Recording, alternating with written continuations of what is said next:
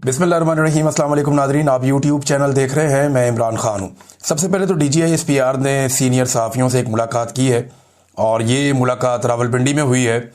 इस मुलाकात की तफसीलात मैं आपके सामने रखता हूँ। देखें, जमहूरियत कितनी ज़बरदस्त चीज़ है और अवामी ताकत या अवाम का मैंडेट जहाँ पे मनवा लिया जाए वहाँ पे इदारे कितने बेबस हो जाते हैं। आज से अभी चंद हफ्ते पहले की बात है, यही DGI-SPR सुहेल अफरीदी को कबूल करने पर तैयार नहीं थे। वो ये कहते थे ऐसी सूबाई हुकूमत हमें कबूल नहीं है, या वो इसको तस्लीम नहीं कर रहे थे। रिजेक्टेड वाला एक बयानिया था उनका। लेकिन आज उन्हें कहना पड़ा सुहेल अफरीदी के बारे में। क्या कहना पड़ा, ये दो जुमलों में आपको कहानी पता चल जाएगी। सुहेल अफरीदी खैबर पख्तूनख्वा के वजीर आला है, ये उन्हें कहना पड़ा। जिसके वजीर आला बनने से पहले ये उसको वजीर आला मानने को तैयार नहीं थे, आज उन्हें कहना पड़ा कि वो खैबर पख्तूनख्वा के वजीर आला है। फिर एक और बात उन्होंने की, मुंतखब सियासतदान रियासत बनाते हैं और इदारों को रियासत के साथ काम करना होता है। अब यह है वो डेफिनेशन जो आईनी तौर पे एक रियासत की डेफिनेशन है। पाकिस्तान में हमारे कुछ टाउट्स और जो मिलिट्री एस्टेब्लिशमेंट के लोग हैं वो ये बयानियां फैलाते रहते हैं कि शायद इदारी रियासत है या फौज खुद रियासत है। जो फैसला मिलिट्री एस्टेब्लिशमेंट कर ले वही रियासत का फैसला होता है। देखिए, प्रैक्टिकली तो यही होता है पाकिस्तान में, लेकिन हकीकत इसके बरक्स है। आईने पाकिस्तान में साफ लिखा हुआ है कि रियासत की डेफिनेशन क्या है। जो अवाम के मुंतखब नुमाइंदे हैं वही रियासत बनाते हैं और जो वो हुक्म देते हैं वही रियासती इदारों को पूरा करना होता है। यानी ये पाबंद होते हैं अवामी नुमाइंदों के अहकामात को बजा लाने के। अब DGI-SPR ने जो प्रेस कॉन्फ्रेंस की उसमें और बहुत सारी बातें हैं। देखें, इसका जो मेन मकसद था वो पाकिस्तान और अफगानिस्तान के हालात था और दहशतगर्दी के हवाले से था। ज्यादा बात उसके ऊपर हुई है कि अफगानिस्तान के साथ लड़ाई कैसे शुरू हुई, वो कहां तक पहुंची, कितने ऑपरेशन किए गए, खैबर पख्तूनख्वा की सूरत हाल क्या है, दहशतगर्दी को कैसे कंट्रोल करना है। फिर इसमें कहीं ना कहीं थोड़ी बहुत पॉलिटिक्स आ जाती है हर दफा, क्योंकि पाकिस्तान की फौज ने इतना अरसा सियासत की है कि अब सियासत के बगैर उनकी कोई भी ब्रीफिंग या कोई भी उनकी प्रेस कॉन्फ्रेंस वो हो ही नहीं सकती, मुकम्मल ही नहीं होती। उनसे सवालात भी सियासी किए जाते हैं। सब जानते हैं कि सियासत तो यही करते हैं। तो एक तो उन्होंने ये कहा बार बार कि फौज जो है वो हिफाजत की जिम्मेदारी पाकिस्तानियों की उठाएगी, फौज अपनी जिम्मेदारियां पूरी करेगी। और साथ उन्होंने अफगानिस्तान के ऊपर बार बार दबाव डाला कि भाई आप TTP को हमारे हवाले करें या दहशतगर्दी से रोकें, क्योंकि अफगानिस्तान से पाकिस्तान में दहशतगर्दी नहीं होनी चाहिए। ये बात उन्होंने बार बार अफगान हुकूमत से कही। मुज़ाकरात के हवाले से भी उन्होंने बातचीत की। फिर उन्होंने कहा अफगानिस्तान में मौजूद दहशतगर्दों ने यहां से भागकर वहां पनाह ली है और दहशतगर्दी आपने कंट्रोल करनी है वहां पे, और ये कैसे करनी है ये आपका काम है। ये हमारे लोग थे, जब यहां दहशतगर्दी के खिलाफ ऑपरेशन किया भाग गए, इनको हमारे हवाले करें, हम इनको आइन और कानून के मुताबिक डील कर लेंगे। फिर DG साहब ने कहा कि दहशतगर्द और TTP मिलकर अफ्यून काश्त करते हैं।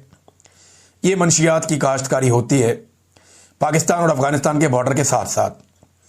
तो एक चीज़ मैं आपको बताता हूँ कि तालिबान की पहले जब हुकूमत आई थी ना, तो उन्होंने ये जो मंशियात की काश्त है ये ज़ीरो कर दी थी और उसकी वजह से एक बहुत बड़ी इंडस्ट्री बंद हो गई थी पाकिस्तान और अफगानिस्तान में।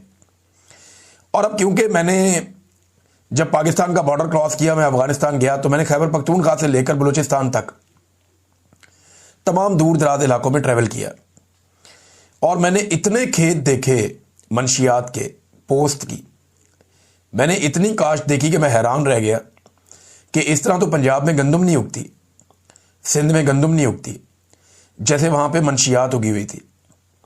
और मैंने देखा कि सिक्योरिटी की गाड़ियां उनके बीच में से गुजरती हैं, बल्कि बहुत सारी जगहों पे मुझे पता चला कि ये सारा काम मिल मिला के होता है। इंतजामिया भी शामिल है, सिक्योरिटी इदारे भी शामिल हैं, जो वहाँ मकामी दहशतगर्द हैं वो भी शामिल हैं, जो मकामी तगड़े लोग हैं वो भी शामिल हैं, जिनकी ज़मीनें हैं वो भी शामिल हैं। और एक आपको हैरत की बात बताता हूँ कि पाकिस्तान में ना इसके कारीगर नहीं है। ये जो पोस्ट की काश होती है ना, ये जो छोटा सा वो टिंडा जैसा बना हुआ होता है, मुझे वही पता लगा उन दिनों में ये कि इसको एक कट लगाया जाता है, इसमें से जो मवाद निकलता है उसको फिर आगे प्रोसेस किया जाता है। तो ये फन जो है जिन लोगों को आता है ये काम, वो अफगानिस्तान में रहते हैं। रोज़ाना की बुनियाद पे उन लोगों को पाकिस्तान में लाने के लिए सेफ पैसेज दिया जाता है। वो पाकिस्तान आते हैं, अपना काम करते हैं, 1-2 दिन रहते हैं, फिर वापस जाते हैं, फिर वापस आते हैं, फिर अपना काम करते हैं। ये रास्ता कौन देता है, एक बड़ा सवाल है। तो ये सवालात तो हैं। देखें, यहाँ पे आवे का आवाई बिगड़ा हुआ है, सारी चीज़ें ठीक करने की ज़रूरत है। फिर वादिया तीरा के ऑपरेशन के बारे में उन्होंने बात की। फिर गवर्नर राज के बारे में जब सवाल किया गया तो उन्होंने कहा कि ये हमारी नहीं, वफाकी हुकूमत की जिम्मेदारी है। जो लोग मसाजिद और मदारस पर हमले करते हैं, हम उनके खिलाफ कार्रवाई करते हैं। और गवर्नर राज जो है वो हुकूमत का फैसला हो सकता है, ना ये हमारा फैसला है, ना हमारी जिम्मेदारी है। फिर अफगानिस्तान के साथ सीज़ फायर पे उन्होंने कहा जी कि क्योंकि अफगान तालिबान उस लड़ाई में दोस्त ममालिक के पास चले गए, तो इसलिए हमारा उनके साथ सीज़ फायर हो गया था। फिर गज़ा में फ़ौज भेजने के सवाल के ऊपर उन्होंने कहा कि ये पार्लियामेंट का काम है, पार्लियामेंट विल डिसाइड कि गज़ा में फ़ौज भेजनी है। लेकिन फिर आसिम मुनीर साहब डोनाल्ड ट्रंप से क्यों मिल रहे थे, और डोनाल्ड ट्रंप क्यों हर जगह पे आसिम मुनीर साहब की तारीफ़ें करते हैं? देखिए ना, ये तो पॉलिटिकल गवर्नमेंट का अगर काम है तो पॉलिटिकल गवर्नमेंट ही करेगी ना। लेकिन डोनाल्ड ट्रंप ने कहा कि आसिम मुनीर ने और शहबाज शरीफ ने उन्हें यकीन दहानी करवाई कि फ्रॉम द बिगनिंग, यानी बिल्कुल आगाज़ से ही हम आपके साथ हैं। तो फिर इसमें तो किरदार नहीं होना चाहिए था। गज़ा फ़ौज भेजने का कहते हैं जी पार्लियामेंट फ़ैसला करेगी, लेकिन पार्लियामान वही फ़ैसला करेगी जो उसको एस्टेब्लिशमेंट कहेगी, ये भी एक हकीकत है। फिर एक और चीज़ उन्होंने कहा जी मुज़ाकरात दहशतगर्दों के साथ नहीं हो सकते, ये अब उन्होंने सेट पैटर्न बताया।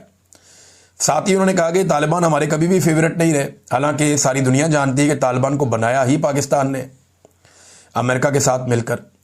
यहाँ पे डॉलरों का खेल खेला जाता था, यहाँ ट्रेनिंग कैंप्स बनाए गए थे कबायली इलाकों में, यहाँ से ट्रेंड कर करके इन्हें अफ़गानिस्तान भेजा गया जहाद के नाम पे।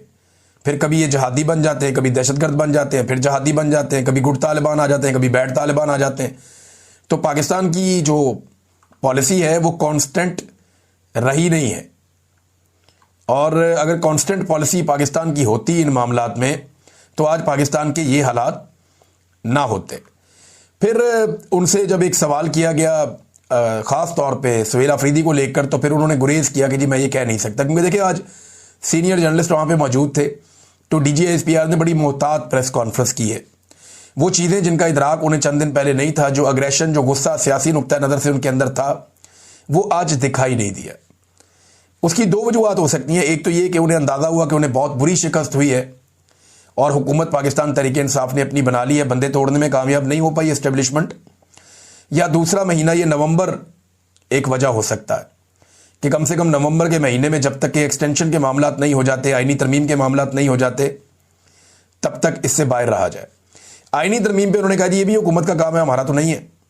हालांकि हुकूमत के लोगों से हम बात करें तो वो कहते हैं जी हमें तो पता ही नहीं है तरमीम क्या आ रही है, ये तो एस्टेब्लिशमेंट बना के हमें दे देती है, और जो हमें बना के दे देती है उसके मुताबिक हमें तरमीम करनी पड़ जाती है। तो हमें तो ये भी नहीं पता होता कि डिस्कशन क्या हुई है, मुसव्वदा ला के दे दिया जाता है।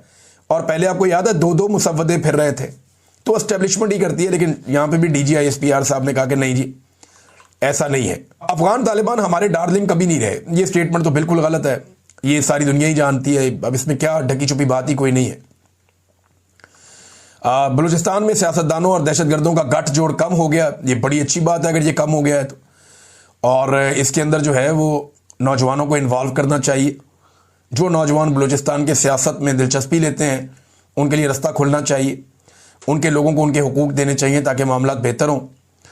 दहशतगर्दों को पनाह देने वाले सहूलतकारों को नुकसान पहुंचना कोलेटरल डैमेज नहीं है। ये कोलेटरल डैमेज का मामले में ना बड़ा फड्डा पड़ा हुआ है, क्योंकि देखें बच्चों की शहादतें होती हैं, खवातीन की शहादतें होती हैं, तो उनको तो फिर आप कोलेटरल डैमेज ही कहेंगे ना, उसे आप ये तो नहीं कह सकते कि ये कोलेटरल डैमेज नहीं है। छोटे बच्चे अगर शहीद हो जाते हैं तो वो कौन से दहशतगर्दों को सहूलतकारी कर रहे होते हैं, ये तो नहीं है। दूसरा, एक और भारत के हवाले से उन्होंने कहा कि भारत गहरे समुद्र में एक और फॉल्स फ्लैग ऑपरेशन की तैयारी कर रहा है, ये भी जनाब DGISPR ने कहा। और एक और जो हमेशा वो स्टेटमेंट देते हैं बड़ा इंटरेस्टिंग, कि जनाब फौज को सियासत के अंदर ना घसीटा जाए, फौज सियासत से खुद को दूर रखना चाहती है। अच्छा, ये सबसे मज़ायका खेज स्टेटमेंट होता है। DGISPR अगर ये स्टेटमेंट ना देना तो ज़बरदस्त काम हो जाए, लेकिन ये स्टेटमेंट देने के बाद वो अपनी अच्छी खासी संजीदा प्रेस कॉन्फ्रेंस का बेड़ा गर्क कर देते हैं। पाकिस्तान की 78 साल तारीख में जितनी सियासत फौज के इदारे ने की है उतनी सियासत किसी सियासतदान ने भी नहीं की, किसी पॉलिटिकल पार्टी ने भी नहीं की, क्योंकि आधा वक्त फौजी इस मुल्क के ऊपर हुक्मरान रहे हैं और बाकी आधा वक्त फौजी इस मुल्क के ऊपर बराह रास्त नहीं पीछे बैठकर हुक्मरान रहे हैं। 4 मार्शल लॉ लगाए अयूब खान ने, याया खान ने, जनरल ज़ियाउल हक ने और जनरल परवेज़ मुशर्रफ ने। उसके अलावा भी जो मिलिट्री जनरल्स हैं वो पाकिस्तान में हुकूमतें बनाते रहे और गिराते रहे। एजेंसियों को फंडिंग के लिए भी इस्तेमाल किया जाता रहा और केसेस बना के पार्टियों को दबाने के लिए भी इस्तेमाल किया जाता रहा। ख्वाजा आसिफ जो बॉस हैं DGISPR के, इमीडिएट बॉस हैं, आर्मी चीफ से भी ऊपर हैं, ख्वाजा आसिफ ने कहा जनरल बाजवा के बारे में, और जनरल बाजवा इससे पहले वाले आर्मी चीफ थे, उनके साथ भी अहमद शरीफ साहब ने काम किया हुआ है। तो इनके अपने आर्मी चीफ के बारे में इनके अपने वजीर दिफा कह रहे हैं कि जितनी सियासत उस आदमी ने की मैंने अपनी सारी जिंदगी में उतनी सियासत नहीं की। तो ये वाला मजाक जब DGISPR करते हैं ना कि अच्छी खासी सीरियस प्रेस कॉन्फ्रेंस चल रही होती है, इंटरनेशनल इश्यूज पे बातचीत चल रही होती है, अचानक से बीच में कह देते हैं कि हमारा सियासत में कोई किरदार नहीं है, सारी प्रेस कॉन्फ्रेंस का बेड़ा गर्क कर देते हैं पकड़ के।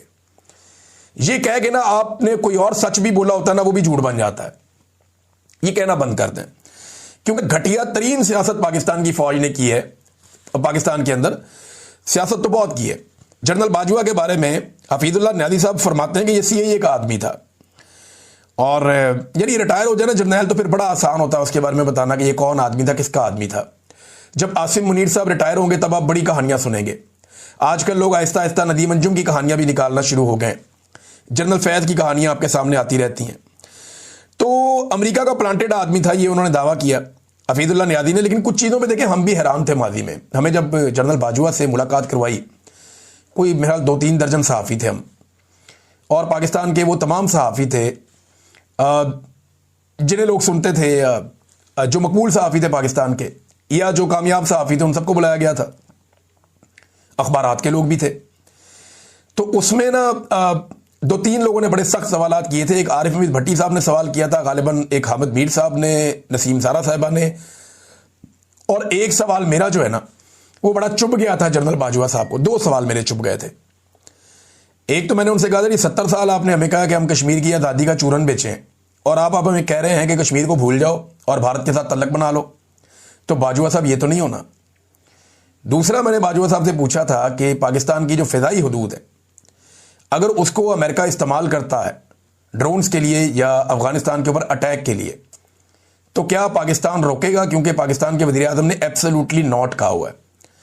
तो इस पे जनाब बाजवा साहब का मीटर बड़ा घूम गया था और बड़ी अजीब तरीके से उन्होंने बात की थी कि उनके तैयारे इतना ऊंचा उड़ते हैं, इतने 1000 फुट की बुलंदी पे वो जाते हैं, तो हम जनाब हमारी टेक्नोलॉजी आप देखें उनकी। तो इस तरह ना एक हारा हुआ जर्नैल इंडिया के मामलात में वो यही कह रहे थे कि जनाब हम उनसे नहीं लड़ सकते। फिर वो अब देखें ना इंडिया को कितना ठोका पाकिस्तान ने, तो वो कह रहे थे जी हम उनके साथ भी नहीं लड़ सकते। तो ये मामलात हैं। वो बड़ी अजीब अजीब बातें जनरल बाजवा कर रहे थे। फ़लस्तीन और इसराइल के बारे में अक्सर वो सहाफ़ियों से कहते थे कि इस पे ऊपर डिस्कशन करो कि इसराइल को क्यों ना तस्लीम किया जाए। आप इस पे डिस्कशन तो करें, लोगों के सामने बात तो रखें। तो ये आज हफीजुल्लाह न्यादी साहब ने बड़ा खुलकर कह दिया कि अमेरिका का प्लांटेड आदमी था और CIA का एजेंट था जनरल बाजवा। अब देखना यह है कि ये जो अभी जर्नैल हैं जब ये रिटायर होंगे तो इनके बारे में फिर मुस्तकबिल में हमें क्या पता चलता है, बड़ा इंपॉर्टेंट है। एक और चीज़ मैं आपके सामने रखता हूं कि तालिबान ने एक बड़ा खौफनाक इल्ज़ाम लगाया पाकिस्तान के ऊपर। उन्होंने कहा जी अमेरिकी ड्रोन जो है वो पाकिस्तान की फ़िज़ाई हदूद से अफगानिस्तान में दाखिल हो रहे हैं और अफगानिस्तान के अंदर अटैक कर रहे हैं। अब देखें ना, अमेरिकी ड्रोन या तो पाकिस्तान की सरजमीन से ज़मीन को इस्तेमाल करेगा और आ जाएगा, यहां से उड़ के चला जाएगा अफगानिस्तान, या वो किसी और मुल्क को क्रॉस करके अफगानिस्तान पहुंचेगा।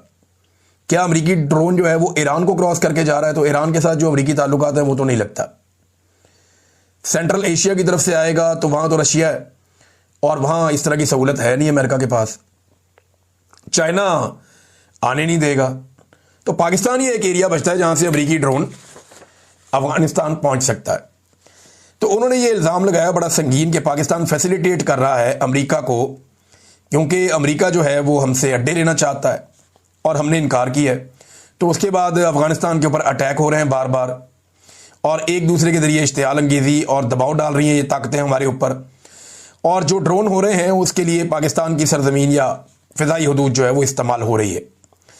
अब DGISPR ने इसके ऊपर भी रद्द-ए-अमल दिया। उन्होंने कहा जी अफगानिस्तान में ड्रोन हमले पाकिस्तान से नहीं होते, ना अमेरिका से ऐसा कोई मुआहदा हमारा हुआ है। ये जनाब DGISPR साहब ने कैटेगोरिकली ये बात की कि जी ऐसा नहीं हुआ, ये जो ड्रोन हमले हैं ये पाकिस्तान से नहीं होते और हमारा ऐसा कोई मुआहदा नहीं हुआ। लेकिन तालिबान कह रहे हैं कि लगातार हमारे ऊपर ड्रोन हमले हो रहे हैं। अब ये ड्रोन कहाँ से जा रहे हैं इसके बारे में तालिबान की अपनी एक राय है, पाकिस्तान की अपनी एक राय है। हुसैन हक्कानी ने एक सवाल इसके हवाले से उठाया था कि क्या आपने उनको फैसिलिटेट किया, अगर किया तो बताएं फिर। तो हुसैन हक्कानी आप जानते हैं कि अमेरिका के अंदर हैं और वो इस किस्म के सवालात उठाते रहते हैं। नाज़रीन, एक और खबर मैं आपके सामने रखता हूं, 27वीं आईनी तरमीम। अब 27वीं आईनी तरमीम का करने का फैसला तो हो गया, तो 27वीं आईनी तरमीम जो है ये इसी महीने के अंदर होगी और कोशिश की जाएगी कि आर्मी चीफ की एक्सटेंशन और 30 नवंबर से पहले पहले ये हो जाए, क्योंकि एक बड़े मोहतरम जज साहब हैं वो मुबैना तौर पे रिटायर होने जा रहे हैं। तो मुद्दत मुलाजमत अगर बढ़ गई तो उनको फिर रख लिया जाएगा, उनकी खिदमात बहुत हैं, वो भी काम आ जाएंगे। दूसरा, जनरल साहब की एक्सटेंशन से पहले अगर 27वीं आईनी तरमीम आ जाती है तो उनको फ़ायदा होगा। और क्या नया ओहदा कोई क्रिएट किया जा रहा है, ये बात वहाँ पूछी भी गई, तो इस पर भी DGISPR ने कहा जी वो तो उनका काम है, आएगी तो बताएंगे, हमसे मशवरा करेंगे तो हम अपनी इनपुट दे देंगे। लेकिन कौन कहाँ मशवरा करता है एक एक पाकिस्तानी अब जानता है। फैसल वाडा ने दावा कर दिया कि जनाब 27वीं आईनी तरमीम आ भी रही है और पास भी हो रही है। इन्होंने बिल्कुल वैसे ही दावा किया जैसे इन्होंने कहा था कि ये फार्म 45 जो है इनके अंदर आप पकोड़े बांटे, क्योंकि फार्म 47 का फैसला एस्टेब्लिशमेंट ने कर दिया, लिहाजा इंसाफ नहीं होगा। फिर इन्होंने कहा था कि 26वीं आईनी तरमीम पास हो जाएगी और डंडे के जोर पे करवा ली जाएगी, वो भी हमने देखा, जैसे जमहूरियत का मजाक उड़ा। अब वो 27वीं आईनी तरमीम की बात कर रहे हैं कि भी पास हो जाएगी, तो हो तो जाएगी। और इसके अंदर पाकिस्तान के आइन का हुलिया क्या होगा, देखिए आइन को अब किसी तरमीम की नहीं तदफीन की जरूरत है। जो आइन के साथ हो गया ना पाकिस्तान के, जो इन्होंने कचूमड़ निकाल दिया पाकिस्तान के आइन का।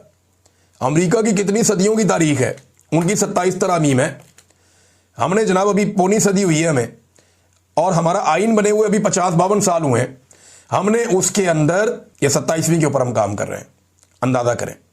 और हर तरमीम हमने फर्द वाहिद को फायदा देने के लिए करवाई है, हर तरमीम हमने एस्टेब्लिशमेंट को फायदा देने के लिए करवाई है, सियासतदानों को फायदा देने के लिए करवाई है। पाकिस्तान का सोचकर हमने आज तक कोई तरमीम नहीं की। मेरे ख्याल में आइन में तरमीम करने की बजाय ना आइन की अब तदफीन कर दें। एक बात जावेद हाशमी साहब ने की है, तल्ख है लेकिन बात उन्होंने की है। जावेद हाशमी साहब कह रहे हैं कि नई आइनी तरमीम जमहूरियत के ताबूत में आखिरी कील है। आसिम मुनीर और फौज, अगर आपने मार्शल लॉ लगाना है तो खुलकर आए और मार्शल लॉ लगाएं, तरमीमों के पीछे छुपने की ज़रूरत नहीं है। तारीख की गुलाम तरीन हारी हुई हुकूमत तुम्हें भी तारीख और पाकिस्तानी अवाम कभी माफ़ नहीं करेंगे। देखिए जो ये तरामीम है ना 26वीं और 27वीं आइनी तरमीम, ये तरामीम और पाकिस्तान कभी भी एक साथ नहीं चल सकते। ये आप मेरे से लिख के ले लेंगे, ये तरामीम पाकिस्तान के साथ नहीं चल सकती, ये तरामीम अनडू करनी पड़ेगी। जब भी कभी अवामी हुकूमत आएगी उन्हें ये तरामीम अनडू करनी पड़ेंगी, क्योंकि ये तरामीम पूरे सिस्टम को जकड़ के एस्टेब्लिशमेंट के बूटों के आगे फेंक देती हैं। फिर एस्टेब्लिशमेंट अपने बूटों से इस पूरे सिस्टम को फुटबॉल बना देती है। ये तरामीम वो काम कर रही हैं। तो आइन अब एक किताब की बजाय एक फुटबॉल बन जाएगा जो एस्टेब्लिशमेंट की खेल कूद के काम आएगा, वो इसको एंजॉय करेंगे। ये हालत पाकिस्तान के आइन की जा रही है। तो इसीलिए मैं कह रहा हूं कि अब इसको किसी तरमीम की नहीं तदफीन की ज़रूरत है, और कुछ बाकी नहीं रह गया।